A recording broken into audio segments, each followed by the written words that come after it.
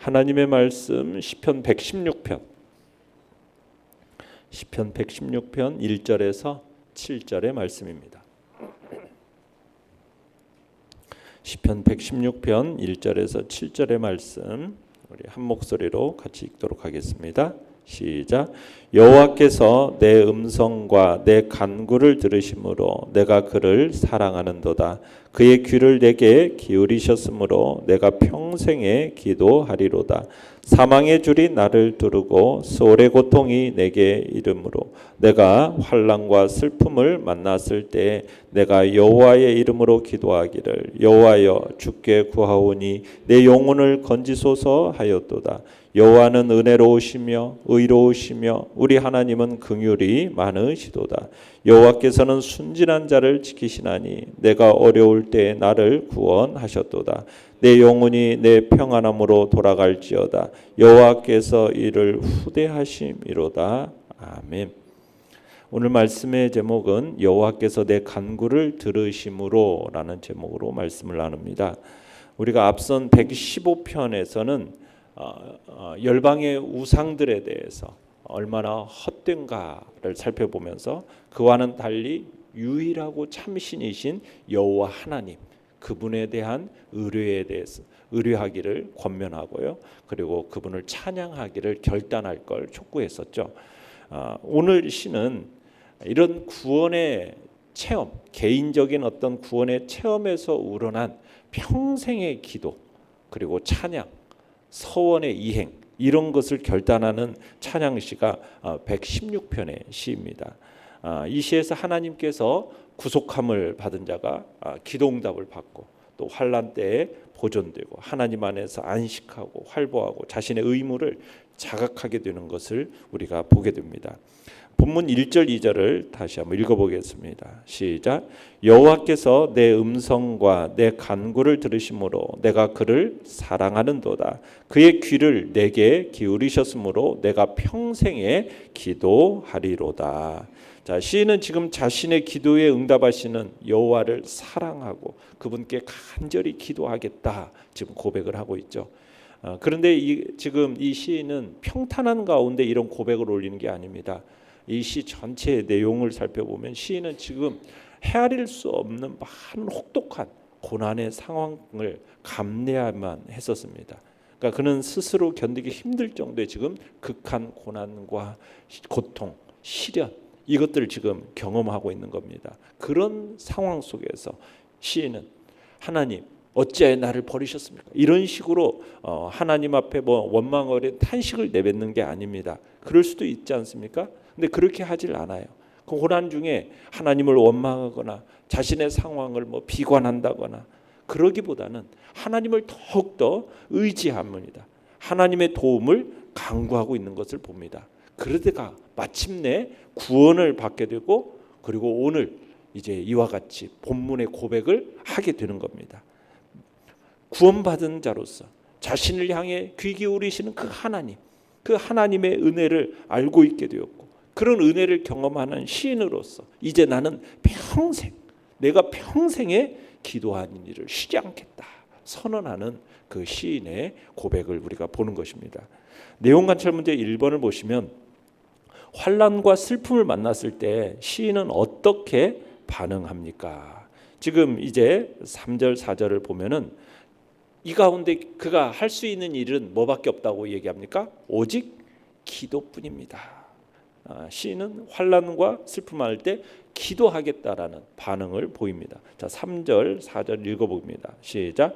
사망의 줄이 나를 두르고 수월의 고통이 내게 이름으로 내가 환난과 슬픔을 만났을 때 내가 여호와의 이름으로 기도하기를 여호와여 주께 구하오니 내 영혼을 건지소서 하였도다.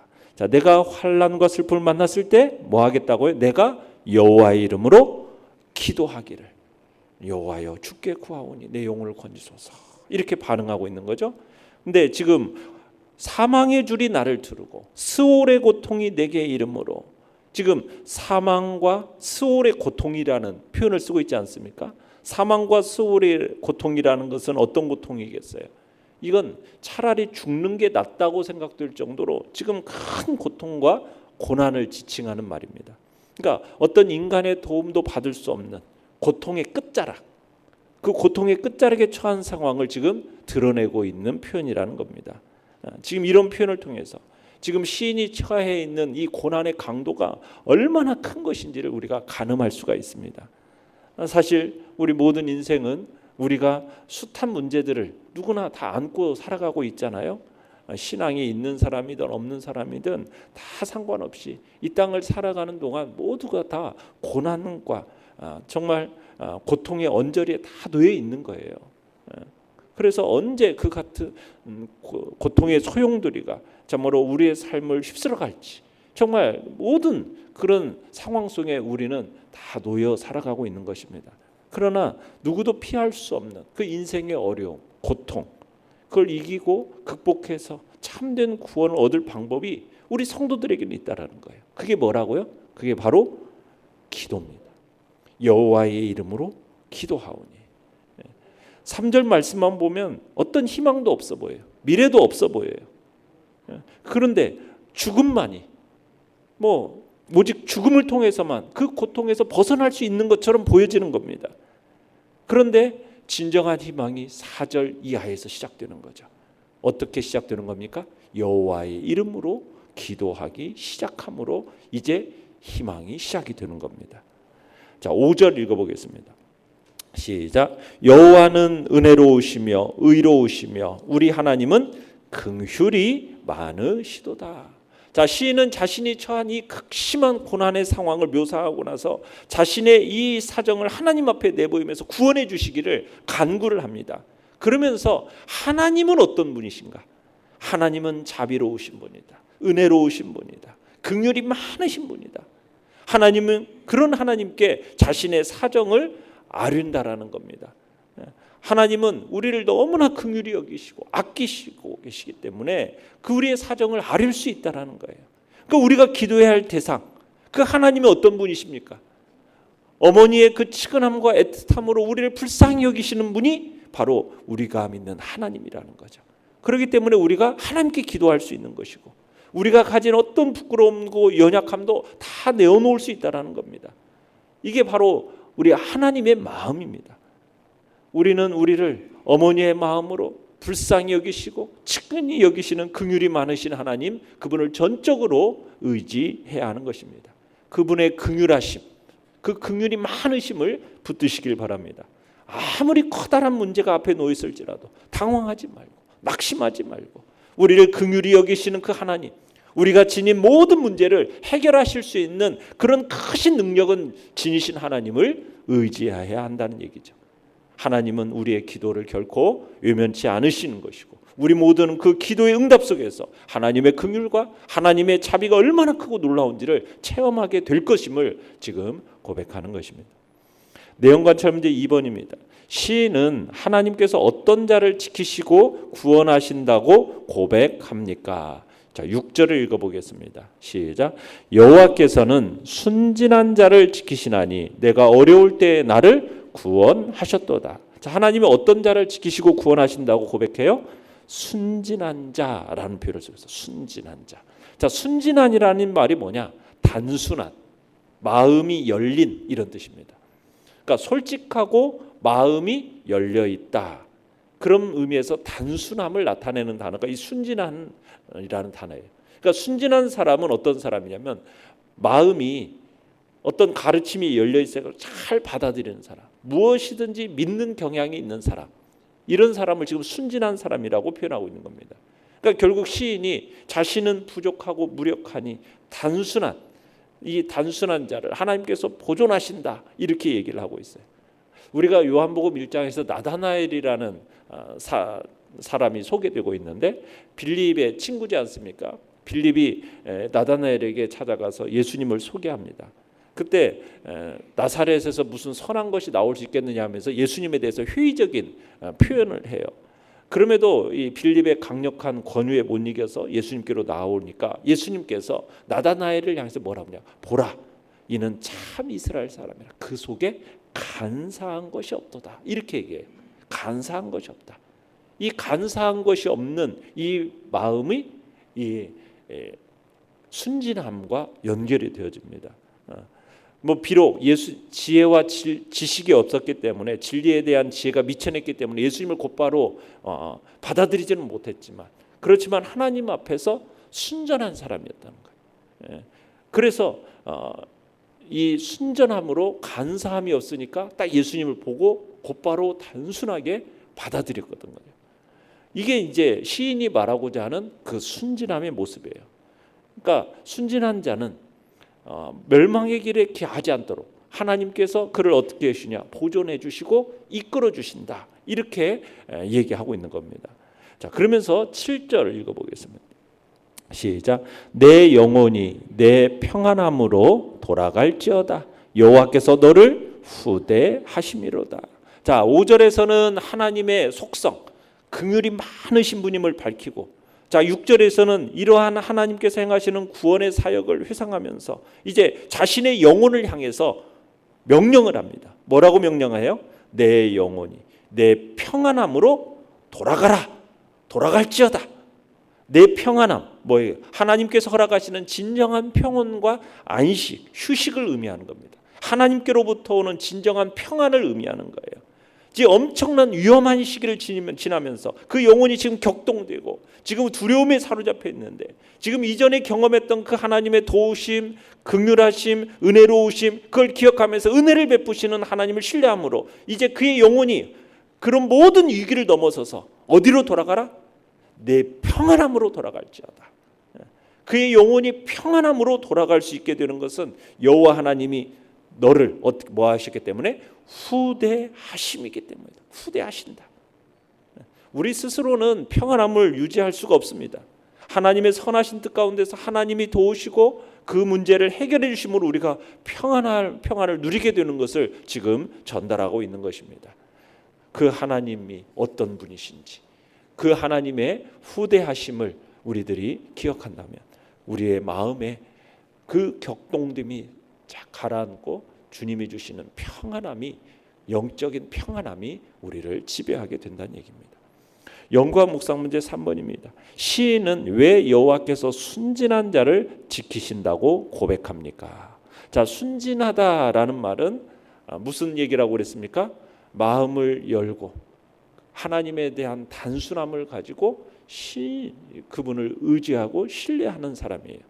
그러니까 이 순진한 사람은 절망하거나 상황을 회피하지 않고 이 모든 상황을 하나님께서 해결해 주실 거야, 하나님이 해결해 주실 거라, 이런 순수한 마음으로 하나님께 간절히 기도하기 때문에 하나님께서 지켜주시는 겁니다. 마치 어린아이가 부모를 의심하지 않고 굳게 믿는 것처럼 하나님께 대한, 여호와에 대한 그 확고한 신뢰를 지니고 있기 때문에 하나님께서 이 순진한 자를 지키시는 겁니다. 지금 자신이 가난하게 되고 억압당하고 어려웠지만 하나님께서 계획하십니까?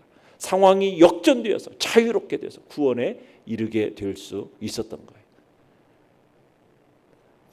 느낀 점 4번입니다. 기도와 간구에 응답하시는 하나님을 신뢰하며 일평생 하나님께 기도하겠다고 다짐하는 시인을 보며 무엇을 느낍니까? 자, 성도는 지금 인생의 벼랑 끝에서 포기하지 않고 여호와 하나님께 매달려 기도해야 됨을 느낍니다. 하나님께서는 기도하는 자를 구원하시고 지키십니다. 여호와 하나님께 우리가 기도의 제목을 내어놓고 집중해서 기도하면 모든 환난과 고통에서 온전히 벗어날 수 있음을 우리는 기억해야 할 것입니다. 우리가 때로는 감당하기 어려운 그런 고난이 닥치기도 합니다. 그럴 때 자신의 지식과 자신의 생각과 자신의 경험으로 이 문제를 해결하려는 경향들이 있어요. 어떤 사람들은 아예 그런 문제 앞에 자포자기해버리기도 합니다. 그러나 우리가 감당할 수 없는 그 문제에 대해서 우리가 아무리 궁리하고 우리가 고민한다고 해서 달라집니까? 달라지지 않거든요. 자포자기해도 마찬가지입니다. 오히려 점점 더 그 고난과 고통이 강도를 더해갈 뿐입니다. 극심한 어려움의 물살이 어떻게 보면은 우리를 휩쓸려 가게 된다는 거예요. 그럴 때 우리에게는 특권이 있어요. 무슨 특권이요? 여호와의 이름으로 기도할 수 있는 특권을 우리가 지니고 있어요. 그 모든 문제를 하나님께 맡기고 기도하는 거예요. 그럴 때 우리 손으로 어떻게 할 수조차 없는 그 문제의 매듭이 풀려지는 역사가 일어나게 될 것입니다. 그리고 우리의 마음에 하나님이 주신 말할 수 없는 영적인 평안함이 우리를 지배하게 되는 거죠. 그래서 감당할 수 없는 장애물이 우리 앞에 놓여져 있을 때 참으로 우리는 하나님 앞에 기도해 나아가는 것입니다. 아무리 크고 어려운 일, 무시무시한 대적들이 우리를 짓누른다 할지라도 믿음으로 하나님은 긍휼이 많으신 하나님이시오. 이 모든 것들을 능력과 은혜로 이끄시는 하나님, 그 하나님에 대한 신뢰를 가지고 전적인 신뢰, 순진하게 그 하나님을 믿고 신뢰한다면 우리는 구원을 경험하게 될 것입니다. 가장 온전하고 확고한 해결책이 바로 기도에 있음을 우리는 간증하게 될 것입니다. 결단과 적용 5번입니다. 최근 내가 겪고 있는 고통과 슬픔은 무엇입니까? 내 간구에 응답하시는 하나님을 신뢰하며 언제, 어디서, 어떤 기도 제목을 붙들고 기도하겠습니까? 여러분의 각자가 가지고 있는 그 고통과 슬픔의 문제들을 참으로 하나님의 그 속성, 하나님은 어떤 분이라고요? 참으로 은혜로우시고 의로우시고 긍휼이 많으신 그 하나님 앞에 우리는 순진하게 하나님 앞에 단순하게 그러면서도 그분을 전적으로 신뢰하면서 우리가 나아가서 참으로 우리가 모든 문제들을 해결받는 복된 자리에 우리 모두가 있기를 간절히 축원합니다. 오늘의 기도 같이 읽겠습니다. 시작. 고통과 슬픔 속에 있을 때에도 반드시 건져주시는 하나님을 신뢰하며 기도하게 하소서. 아멘. 말씀을 생각하며 기도하시고요. 연약한 우리의 지체들을 위해서 기도해 주시기 바랍니다. 또 이 나라와 이 민족을 긍휼히 여겨달라고 화재로 또 고통당하고 있는 저들을 하나님 회복시켜 주시도록 참으로 이 나라의 온전한 리더십을 주님 세워달라고 주여 우리 세 번 부르짖으며 나갑니다. 주여 주여